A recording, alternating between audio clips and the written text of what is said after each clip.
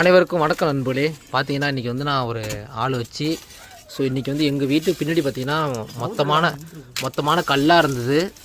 கொல்லக்கதவில் அதை பார்த்திங்கன்னா இன்றைக்கி வந்து நாங்கள் எல்லாமே இடித்து நாங்கள் வந்து அதை சரி பண்ணுறோம்.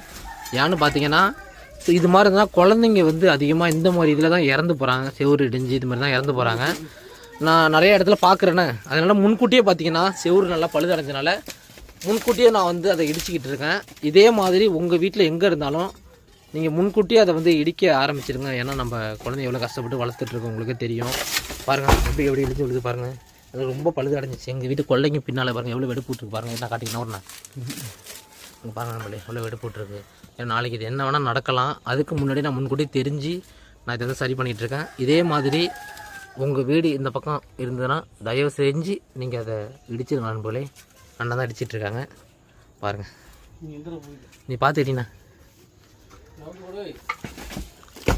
பாருங்கள் நண்பர்களே. எல்லாம் சும்மா தட்டி விட்டாலே தொப்புன்னு விழுது. நாளைக்கு குழந்தைங்க மேலே விழுவாதுன்னு என்ன இருக்குது. அதானே எனக்கு அந்த குழந்தைங்கலாம் இருக்குண்ணா. அதானே பயந்துட்டு தானே நான் இது பண்ணிகிட்ருக்கேன். பார்த்திங்கன்னா எங்கள் அம்மா வந்து இப்போதைக்கு நீ இது இடிக்காத, கொஞ்சம் நாளாகட்டுன்னு எங்கள் அம்மா சொல்லுது. ஏன்னா திருடன் வந்து ஏறி குச்சி திருடிவான்ட்டு வீட்டில் என்ன இருக்குது, எல்லாம் ஒரு பழைய பாத்திரம் மம்மட்டி அருவாமனை எலிக்கிட்டி தான் இருக்குது. இது திருடிட்டு போய் என்ன பண்ண போகிறான். எங்கள் அம்மா வந்து இது மாதிரி சொல்லிட்டு இருக்காங்க. அதனால நான் அதெல்லாம் எங்கள் அம்மாவை பற்றிலாம் எதுவும் யோசிக்கலை.